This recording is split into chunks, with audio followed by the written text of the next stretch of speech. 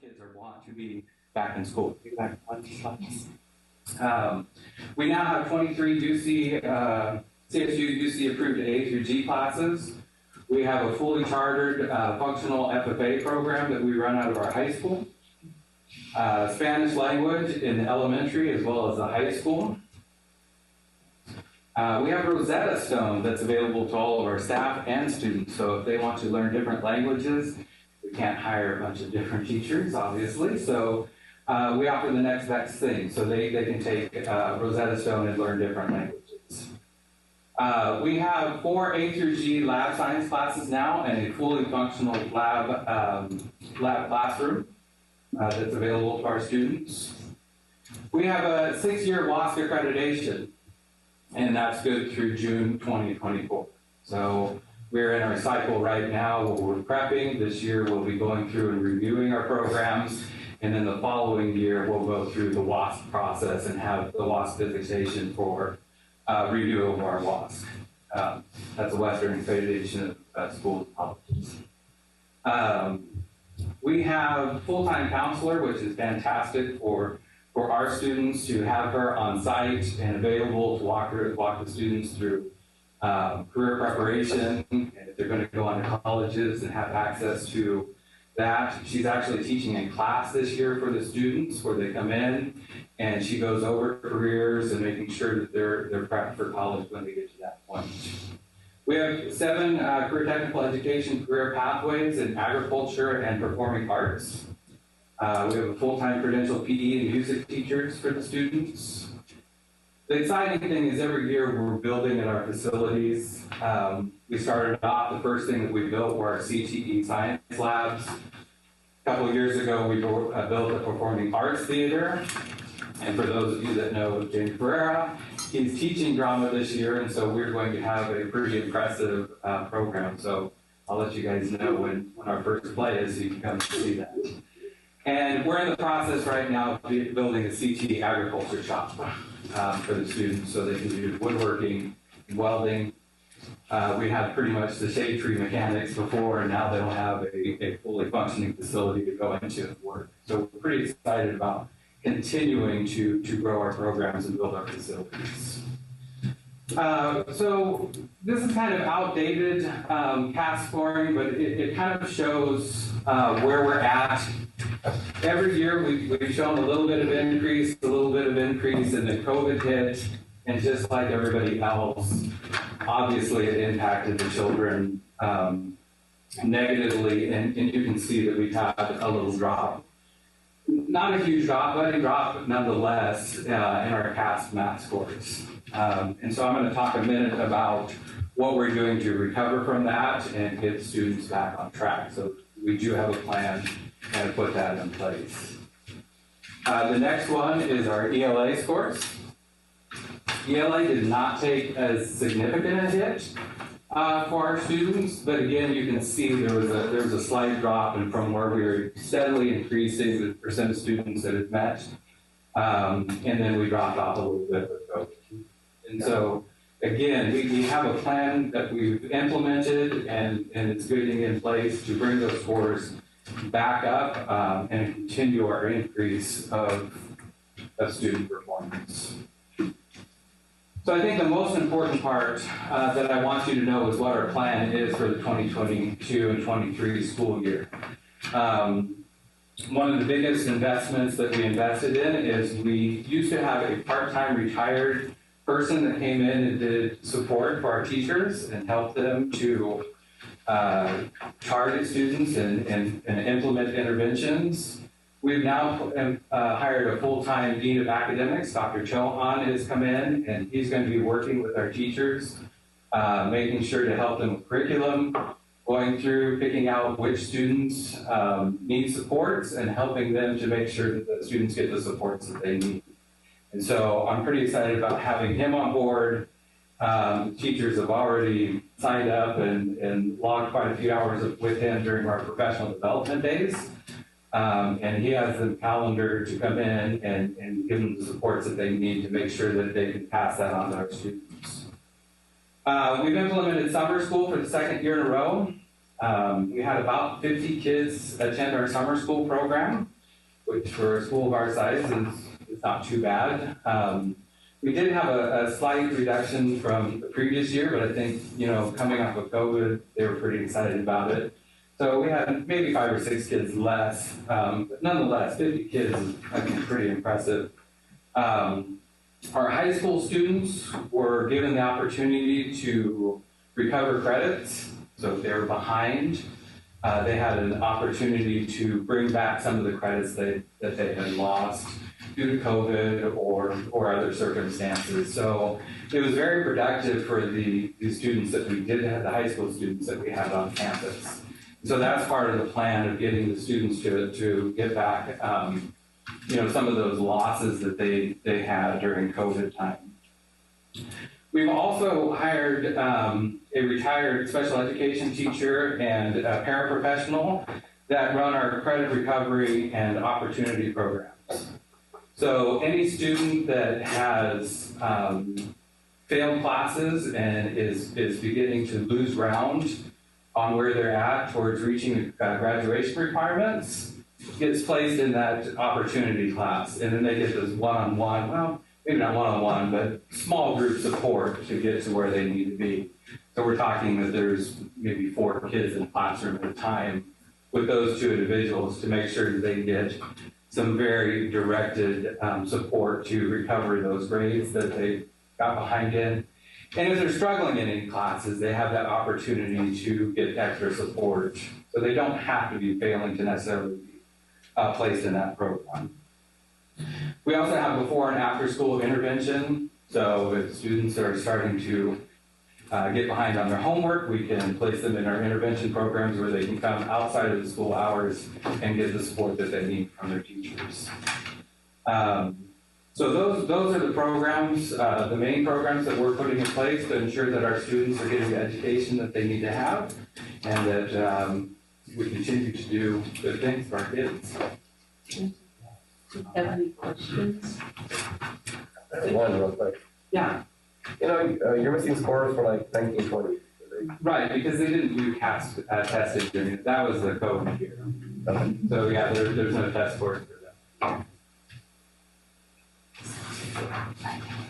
All right. Well, thank you, Mr. Cooley. I can remember when you first started out with that school, and it was like a little maze the students were sitting in, where they had workbooks and self-taught, basically. Didn't they have those little dividers? They had their own little cubbies divided so that they were separated from each other. Yeah. The little flag that they raised. If they have questions, they raised a flag. It definitely is not the school of today. I'm very I think the lady that developed that is in Hawaii now, Shelley. Oh, okay, well, thank you. No questions? Thank you. Good job. All right, thank you. I appreciate the opportunity to come in and talk to you. You're welcome. Thank you. Thank you. Sorry, I'd love to stay, but we have a board meeting tomorrow. Okay. The next item is 9B, 45-day budget revision. Thank you. So Laura Esty from the Business Department will be providing their information on the 45-day budget revision. So Ed Code says that if there's changes in the governor's budget from the time that we present our budget in June and when he actually adopts it at the beginning of July, that we have to bring those changes to you. They're very minimal right now. We added a little bit of money to the transitional kindergarten. It comes to $621,000. And he also added to LCFF what they're calling 6.28 investment for a total of about 3.2 and some change million. So then in your sheet, in your board report, you'll see that the adopted budget is 3.87 more you will see in revenue at our first interim. Is there any questions on that? Thank you. Thanks.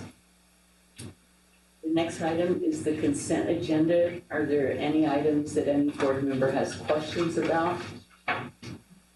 If not, may I have a motion to approve the consent agenda? I'd like to make a motion that we approve the consent agenda. I'll second. We have a motion and a second. All those in favor? Aye. Opposed? Motion carries. The next is the action item 11A, Yuba City Unified Community Facilities District Tax Report. You and Laura will also be presenting that. Just stayed up there. Sorry, Laura. This is something that you also see every year. And the reason that we have to bring this to you every year is because when this was originally voted on by the public, the language in it said that it is up to the board to determine basically on a year-to-year basis what the changes might be, if any, and how long it will be extended. And so you saw a couple of years ago, the understanding was that these parcels would be taxed for 20 years.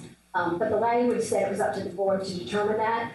So a couple of years ago, you had to decide that, yes, that would be the 20 years. And so parcels will be falling off after the 20 years. And that's what we saw a couple of years ago. So that's why we bring it to you, just so that you do basically re-up the language in this and agree to continue as we're going. So you have this whole report that I'm sure all of you have probably read. And if you have any questions on it, you just go to approve what's in it. Or do we have any questions? If not, may I have a motion? I'd like to make a motion we approve item 11A. I'll second. We have a motion and a second. All those in favor? Aye. Opposed? Motion carries. Thank you.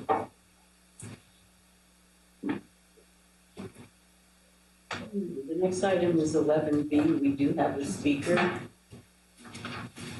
Ms. Stern?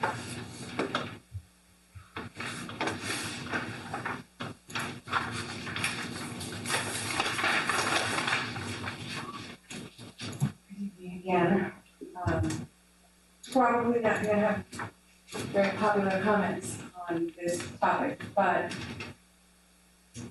the district office, here's my understanding, that they're planning on taking majority or a lot of staff out of this main building, moving them over to the new buildings on Plumas Street, the chancellor of the college district has been previously occupying. And taking over that lease at over $300,000 a year, added costs to our district until 2026. That is a lot of money. When we already own this building, I understand that the portables are the problem. The portables across the parking lot here are, what I'm told, are beyond repair. I get that, but the plan is to move IT and food services, as far as I understand it, over here to this building and move the higher ups here at the DO over to the new fancy offices, and very expensive at least, whether they're fancy or not, I haven't been in them, but the very expensive offices over on Plumas Street. You know, we own Central Paper. We own it. That school is sitting there empty as far as I know, except for I know a bunch of stuff from YCIA has been thrown in storage over there and we can't get it back, stuff that we need for the students. Additionally, just some outside the box thinking, instead of spending $300,000+ a year extra and moving into this lease, which you don't know what's gonna happen at the end of the lease, you don't know just how awful they're gonna jack up the rent even more than we would already be paying. Why not look at Sutter County Office of Education, how many empty offices they have sitting over there? It's a lot. I know that it seems like the district has been looking for rental space, to find offices to lease. Well, what about Sutter County Office of Education with a whole lot of empty offices? Instead of just going, yeah, let's throw another $300K a year out, just out the door. Again, Central Gateway, there's an entire school there. And the problem is only those portables. It seems like something could be done. There could be some more outside the box thinking, even if it was temporary, until these buildings could be bulldozed and, I don't know, you build a village of 12 little tiny houses that are actually rather big nowadays for $30K a piece. But $300,000 a year until 2026 seems exorbitant. That's all. Thank you, Cindy. On that note, we have staff report. Yes, so thank you. I bring forward a sublease that would be established with Yuba Community College. There is a revised copy in front of each board member. We were notified late, say Friday night or Saturday morning, that the owner of the building, attorney, had wanted to make some changes, and if they're not material changes, it's wording in terms of, Yuba Community College, whether it's the sublease or tenant. So there were changes in wording that didn't change the content of the sublease. But I do want to remind the board in terms of why we are here, in terms of looking at some options for space for the district office. So this actually was started several years ago. I believe Steve Scrivener was on the board at the time, Fred Northern was on the board, in terms of the need for additional space for the district office, and also the condition of the portables across the parking lot. This was the idea to look for space for the district office was because of the condition of the portables across the way. They're actually falling apart. The floors, there is issues with mold, mushrooms growing on them, roofs leaking. So we knew we needed to do something to solve that problem. And it's been, again, we looked at several options in terms of facilities outside of this location. We actually started plans to look at redesigning the district office. And then we looked at the replacement cost for the portables. And right now, buildings are at a premium and are difficult to get. Our buildings over at River Valley took us over a year to access, and the cost for the replacement of the portables is estimated to be over $5 million that we need in order to bring new buildings on to replace the current buildings. So we did pursue looking at space in terms of the district office. We have looked at different spaces, and this is a solution in order to give the board an opportunity in the future to look at. We do, whether or not we look to build for a different facility, what does the board want to do in the future? But we have a immediate situation that needs to be remedied in terms of the housing of our employees in the portables. And so this is an option that we've been looking at. The facility that Yuba College currently occupies has been set up for a district office. It's what it currently is set up for. And so I bring forward a sublease agreement that would be with Yuba Community College for board consideration and approval. Can I ask a question, Green? When you said that there were some modifications to the lease agreement, have our attorneys been able to take a look and see if there's Yes. any? There's no material differences. So the attorneys between Yuba College, the owner of the building, and our attorney have been in constant communication since we were first notified. I think it was late Friday night. And so our attorneys have reviewed it. There are no material differences in just some wording, and it doesn't impact the sublease at all. Could you also let us know, like, is there an update on the facilities master plan piece? And Yeah, so that went out for RFA and Mark. Yeah, we're actually bringing that, RFA. we're actually bringing that to approval to the next board meeting. So we already went through the selection process. And then once that process begins, it'll take about 8 to 12 months.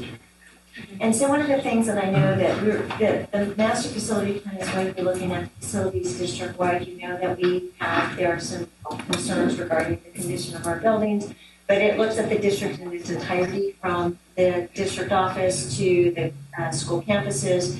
And so it'll look at all of it. Our fields so it'll look at the entire district as a whole in terms of what might be needed for the future. The Doreen? The only real concern is that we only got 4 years on it.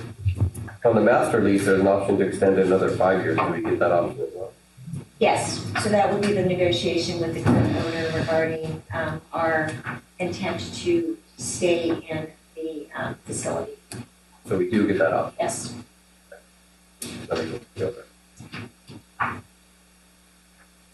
Any other questions? I think probably we could have done maybe a better way of communicating to the public the need that we have for facilities. And I think that is probably what has caught people off guard besides the cost. I'm just guessing, but usually when there are concerns of this nature, especially when it involves property and movement, it's because the public feels they weren't informed. That's not, no shame, no blame at anyone. It's as much for the cabinet as it is for us. But how do we keep the public better informed about the needs of the district? It's not always just in terms of teachers and staff. It's in terms of facilities and where they need to operate. Any other comments for it?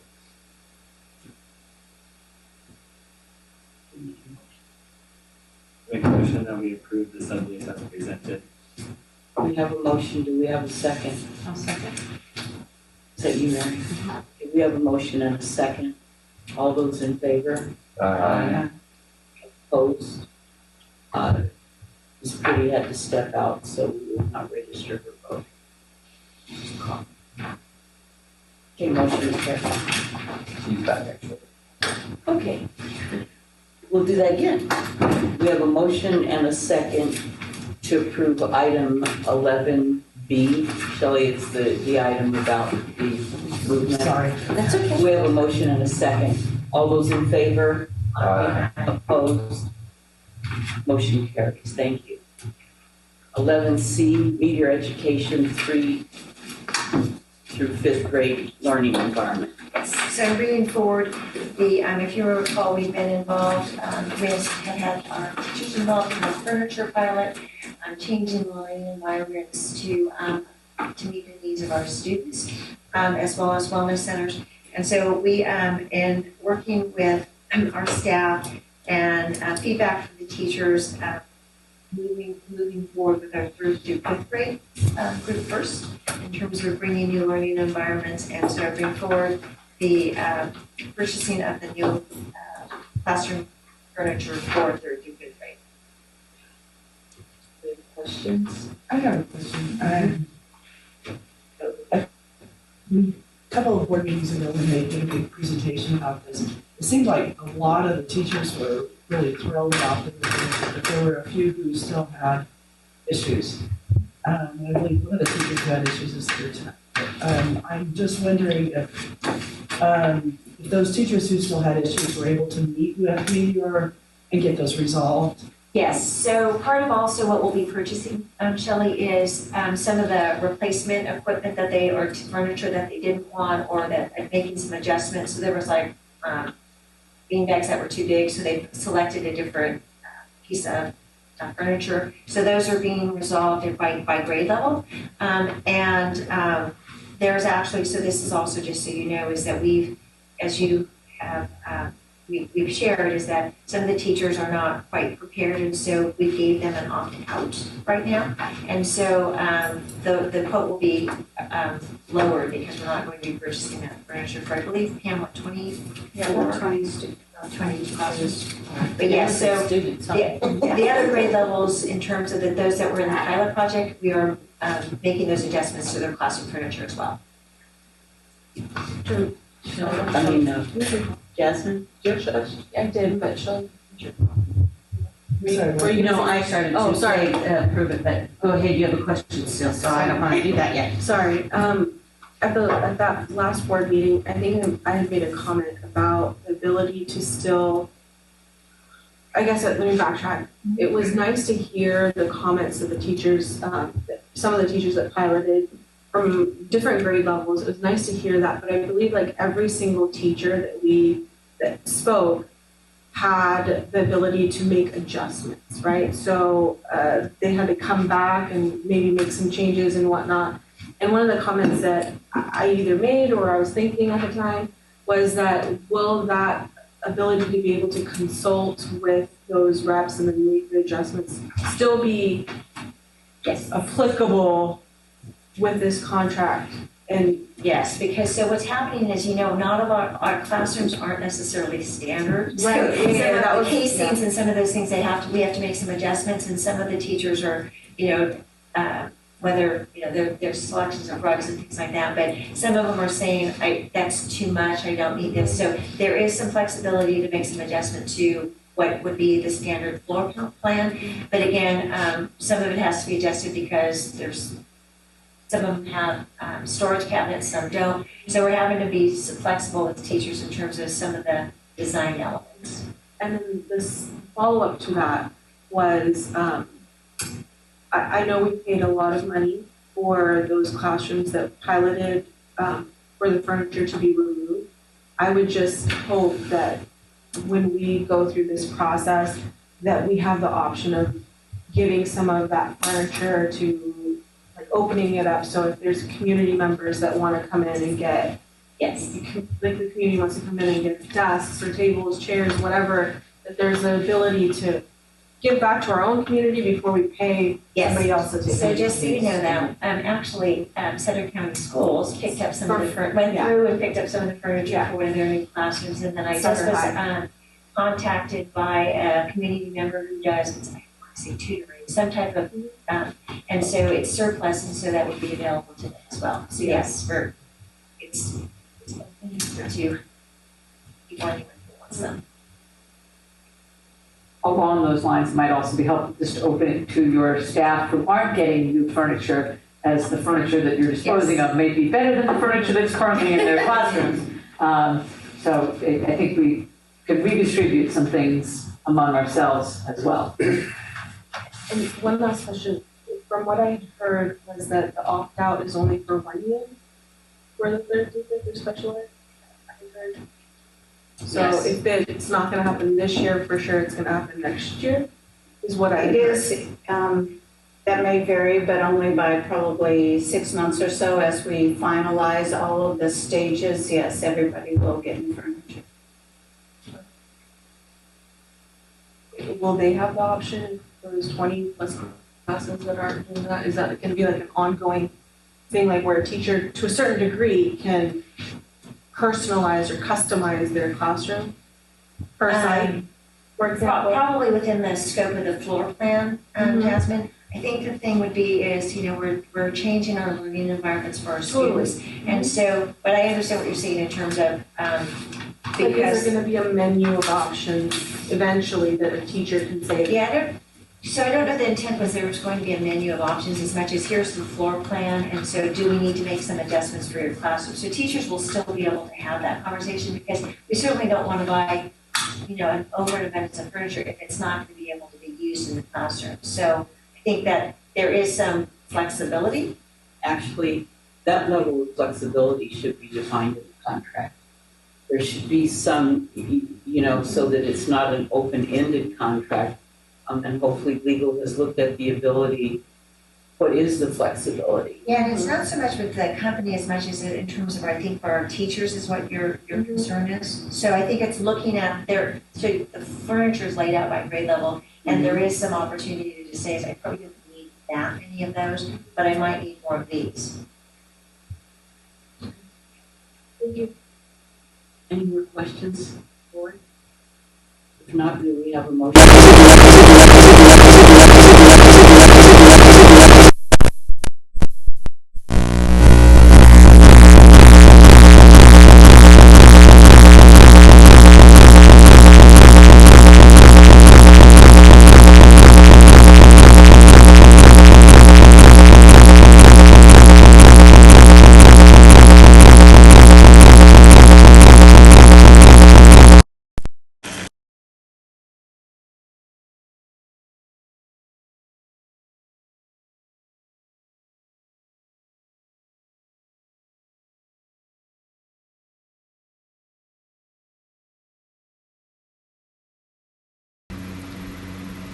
We will resume our audio in just a moment. Thank you for your patience.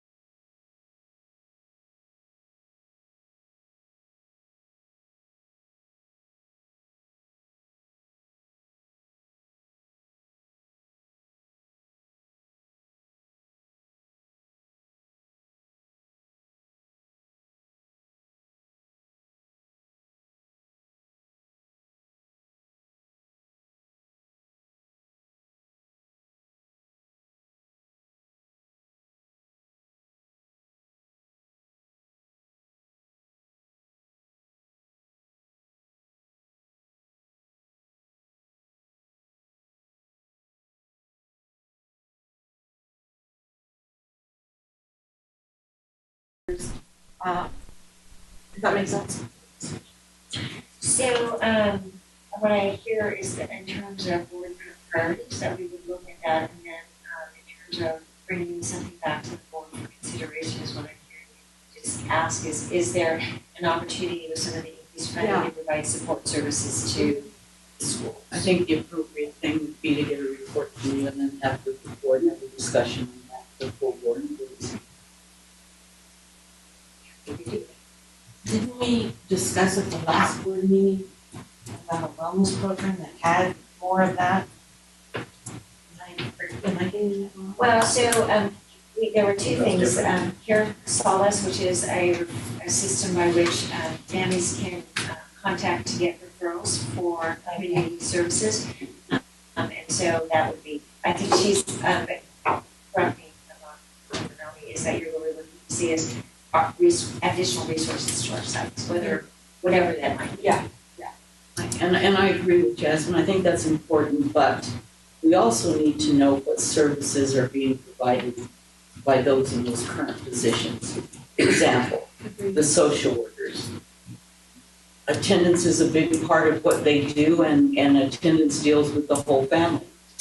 Are we having an impact? And if we're having an impact, what strategies are we using that are working? If you remember way back when Dina, my Title V addressed, at least Title V of the governor's office addressed the whole family. Those problems are seldom, it's sort of like, just as an example, in my world, when we have an alcoholic parent, it's not just the alcoholic parent that's impacted, it's the whole family. So I think if we look at what services are provided by each, and we know that the social workers, for example, kept us afloat during, the hostage of the pandemic, and they had a huge impact. But I agree with Jasmine. I just think that when we start talking about using available resources, let's see what we're doing with the resources that we have available now, so that we're very clear on where we put that money. It may not just be necessary for additional psychologists, it may be needed in other areas. Oh, yeah, that's what I meant. I was just listing examples, like nursing, speech, psych, whatever it may be. And I agree with you. Like, I'm not saying that it was a bad decision or whatnot to add social workers. I think it's great. I think it's needed. It's just can we see what we can do? And to kind of piggyback onto that, last year, by the end of the school year, Mr. Loomis had been here several times talking about the mental health, the state of our students' mental health. And so I think that would kind of go along with what Jasmine's saying as well, is just making sure that we have any resource that our kids really need available to them. And I think all of those are important issues, but if you look, however, if we look at things that have happened in recent school events, it's been after the fact. The need was established after the fact. Uvalde was just one example, and then they tried to blame the teacher for that. But after the fact is a day late and a dollar short. So what are those needs that are out there right now? Do we need to work, just as an example, because I'm dealing with this at the academy, just as an example, how do we work more closely with law enforcement? How do we get them here when we need them? How do we and do our kids understand clearly what to do in an active shooter? And that's just one example, but for those of us that were around then, Lyndhurst was a perfect example where people didn't know what to do. So I think this board is very proactive, and if we could look at how do we identify and address problem areas before they happen, and that's a tough task. It's a very tough task. We've got a juvenile hall full of kids did we miss the boat? Or was the boat still out there somewhere? So thank you, Shelley, for those. Thanks, all of you, for those comments.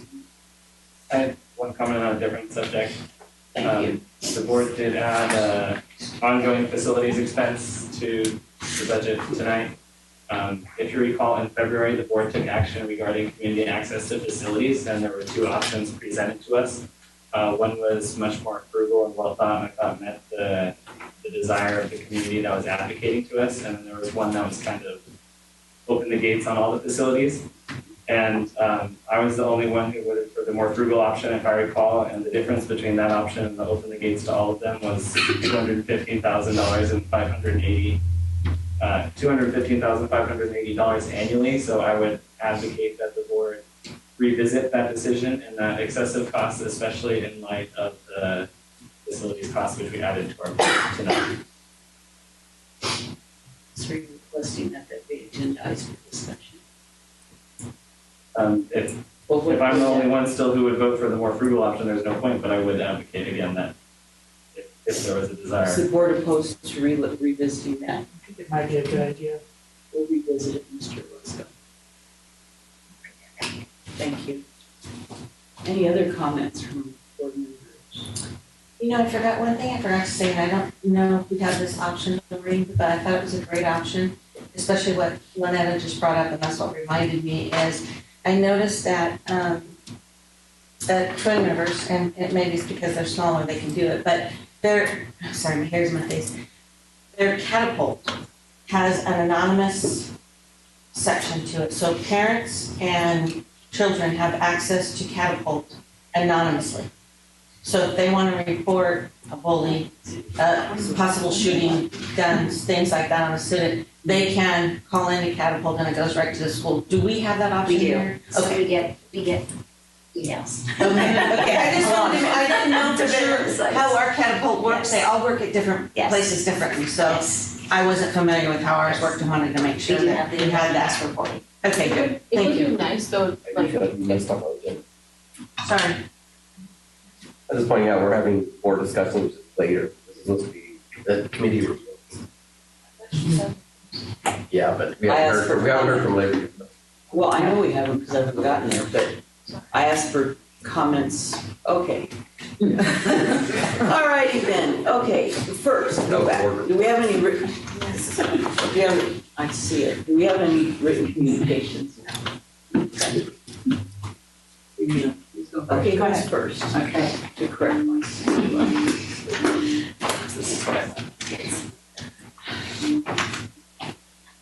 Good evening, board members, members of the public who are here in person, and anybody out there. I'm Viola Lucas, President of the City Teachers Association, and tonight is the night before the first day of school at all of our schools, with the exception of Albert, Powell, and YCIA. So it is always that evening of anxious anticipation. Good things to come, but a little bit of like, how's it going to go tomorrow? I want to make a few comments to you. First, I want to talk about board action tonight with regards to the consent agenda. Tonight, the board did something that has not been done in the past. You approved a salary schedule for the 22-23 school year for the certificated bargaining unit that is simply a rollover of the negotiated 21-22 salary schedule. You've never done that before. In the past, the district has been very careful to publicize only those negotiated and then board-approved salary schedules. I think that this action tonight might confuse folks because there will now be two published salary schedules for the 22-23 school year. There will be this one that I acknowledged on August 30th. Your certificate and bargaining unit members will be paid based on the, trouble with this, the 21-22 salary schedule.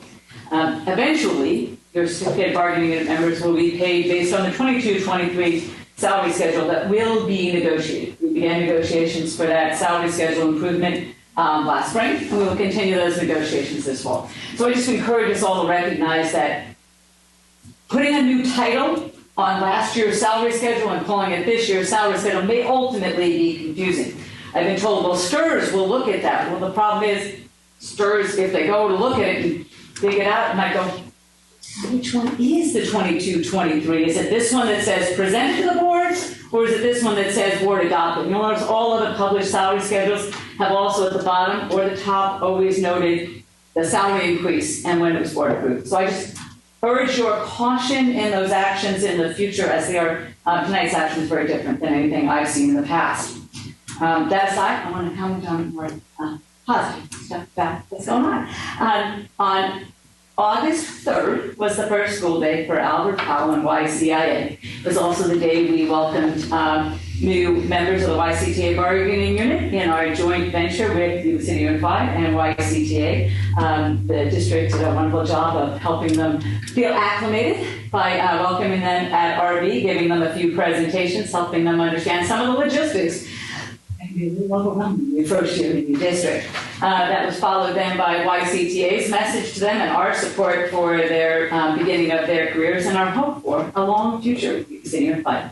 That was followed by our joint lunch. So that's a YCTA, YCUSD joint venture. Then they went to their school sites to meet with their site admin. And again, a chance to go, oh, this is the principal, this is where I am. I can feel a little more acclimated and a little less anxious about the next day. They had on the sport to work in their classrooms and begin that preparation. And I know that all across the district, those new teachers were welcomed at their site by site admins, by support staff in their classified unit, as well as their colleagues who they will work together with. On August 5th, it was our Professional Development Day. That day was planned by YCUSD's Instructional Services Department and focused primarily on IRATE, our assessment and intervention system for K-8, and on the new Mastery Connect, the assessment system for the core content areas of high school, as well as a few other items. That day is just one more day of professional learning that happened all summer long. Many of your certificated bargaining unit members, as well as their admin, went to professional learning communities or PLC training in Las Vegas. And ADVIC training in San Francisco. Lots of professional learning and planning went on. In addition to that, people spent a lot of time just getting ready for what's my new school year look like. And then yesterday and today were our pre-service days. We felt welcomed at our sites. I have to tell you, our sports staff and our site admin feel like we are happy to have you back. There was breakfast, there was lunch, there was breakfast, there was lunch. It was wonderful. So thank you for that. I know a lot of it was community. Who made donations, but a lot of it was also this board and district administration who chose to give some budget money to feed people. You know, feeding people helps them feel welcome. It's just one of those things, I guess. And then tomorrow will be our first day of school. I've given you some clues as to how many people have worked to make this all work tomorrow. And I will tell you that no matter what first day of this is for you in this career, it is always anxious anticipation. It's like a little restless night, and you go, I want to be just right, I want to make just the right impression, I want to have everything laid out so it goes just right. I want to call out a couple of folks, though. David Satterley, teacher down at Barry Elementary School, who at one time worked at Bridge Street, back when there were no walls. Bridge Street looks very different now.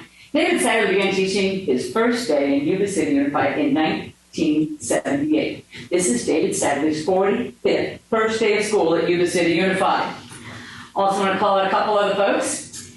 Abel Franco, teaching at Park Avenue. Kent Myers, teaching at Yuba City High School. And Sandra Ortega, teaching at Barry Elementary School. All started in 1985. It is their 37th first day of school at Yuba City Unified. And finally, the last one I'll call out is Robin Zaragoza. And I call out Robin like she's next on the scenario list anyway, but you know what makes Robin special? She is the last remaining teacher that started her career at Yuba City Unified at AK School, back when it was AK Middle School. AK started in, we had some things to learn back then about how we open new schools, as, you know, they started at the church at St. Andrews and Lincoln and some on campus, but people like Robin Zaragoza helped to get AK off to a great start with enthusiasm. So I also call out Robin Zaragoza, who started in 1989, and this is her 34th first day of school at Yuba City Unified.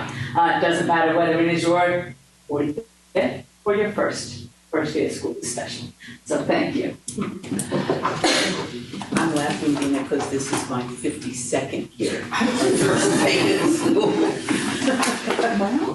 Good evening, board members, staff, community, whoever's out there in Zoom land. I'm Sadie Jordan, and I am still representing the classified staff here at Yuba City, which all those folks that all summer long got those classrooms ready, got those floors waxed, building Mark laughed. Got everything going. Our IT guys got everything going. So we've been busy rolling through. Our classified staff were invited back to some in-service days. I know at Yuba City High, we were invited to both days if we chose to come, and we were able to participate with our colleagues, our certificated colleagues in professional development and learning about the school and the culture that's kind of to come. One thing that was very, very relevant is the school safety, and I think that's the forefront on everybody's mind these days. We don't have enough campus supervisors in this district. We can't hire campus supervisors. You know why? Because we pay them almost the lowest salary schedule that we have on our classified salary to protect our students, our staff, and our property. So just kind of keep that in mind when we're looking at things. We need qualified campus supervisors to be there to support our students, to make sure that they're safe, make them feel safe. So as we're looking at board priorities, that might be something to continue to look at as well. I have a special shout out today. Today was a very special paraeducator's last day of work. I think it's 24 years, if memory is correct, if I did my count, because I didn't have all my things with me when I started thinking about this. Sharon Harris. Sharon Harris has been, I think she started out with Trey Anderson and his VIPs. So they called him the VIPser, and then became a paraeducator, I believe, at Yuba City High School, and was there for many, many, many years, and eventually moved over to Albert Powell a few years back. Sharon was actually one of the very first classified people that I really met, because my first job in the district was outside of the district in a non-public school. So I didn't know anybody in the district, and I met her. So shout out to her. Have a great retirement. I know she's going to have lots of fun. Let's see. I think that's all I got here. I'm really excited about a new year. Last year, we just hoped to see something kind of normal. This year's feeling much more normal, and I think we have that enthusiasm and that excitement back. And some of those anxieties are gone. Some of those anxieties are still there. I know I have them. I'm sure the kids do. And when we're looking at the mental health, we need to look at the mental health of all of us, because everyone in this room, including our students, our students in the room and students that might be online, we all have anxieties, and we have all suffered trauma through the last few years, and we need to be aware that, sometimes something triggered us. So we need to support each other.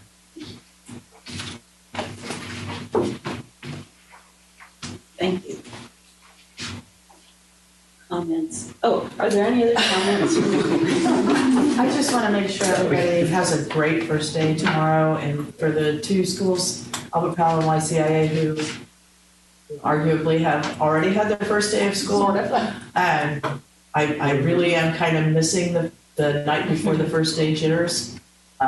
Not enough to come out of retirement, but I do fondly remember that, and I know just how exciting it is to walk into your classroom the first day and meet all those new kids. So have fun, everybody. No, I agree.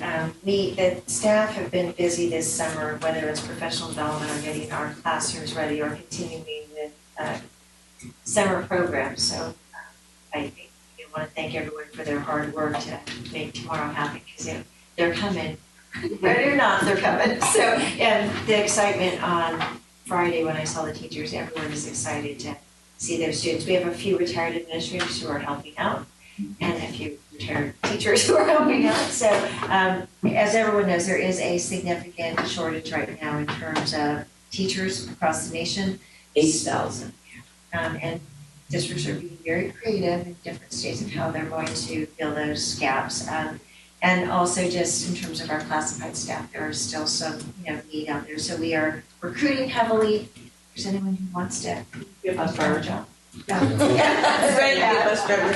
So I keep trying to pull my husband out of retirement for that. One sliver of great news, through CTC, we just received a notification that we are awarded a grant for $192,000 to support classified staff who want to go to school to be a teacher.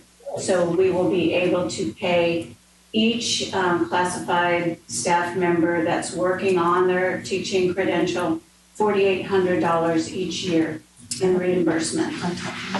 If that gets approved. I know. So the CSCA pre-college is Down, yes, for now. Okay. Excellent. Any other comments? So that's good news.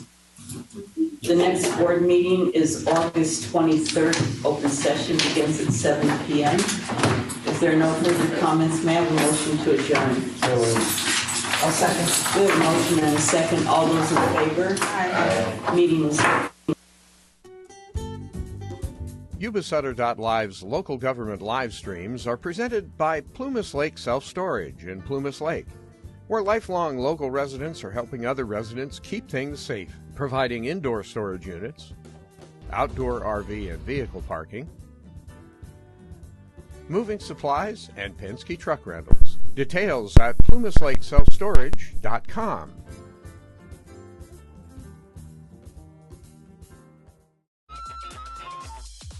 Skip's Marysville Music Cafe, with lessons, in person and personalized. Instruments including guitars and amps, horns, strings for instruments, and a myriad of music and sound equipment. Skip's Marysville Music Cafe.